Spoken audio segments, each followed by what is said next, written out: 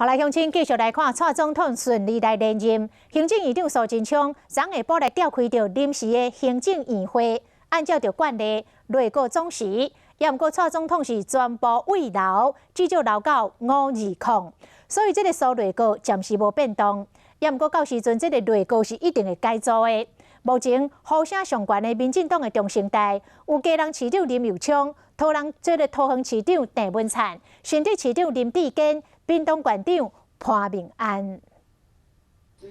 蔡总统连任，行政院长苏贞昌第13下晡召开临时行政院会，依照惯例内阁总辞。不过蔡总统留掉苏院长。根据周刊报道，两个人伫官邸会面的时，苏院长问蔡总统，若是需要我做到倒一个时间点，会当请总统直接讲。蔡总统讲无这个问题，就是继续做。苏贞昌、陈其迈的这样的一个组合，跟整个内阁他所推的这有感的政策，我们很希望在大选过后也持续保温。那有没有其他的一些规划想法？这一点我们完全就尊重这个总统的职权了。520进前也是由苏院长带领内阁，不过包括嘉南市长林右昌、桃园市长郑文灿、新竹市长林志坚、屏东县长潘明安，4位首长任期就要到啊，全部拢被点名，有机会接班。我的下一步当然就是要把市政的工作做好哦，就像搭捷运一样哦，我是一站一站做啦哈，我不会像在 A21环北站就讲 A1站台北站的事。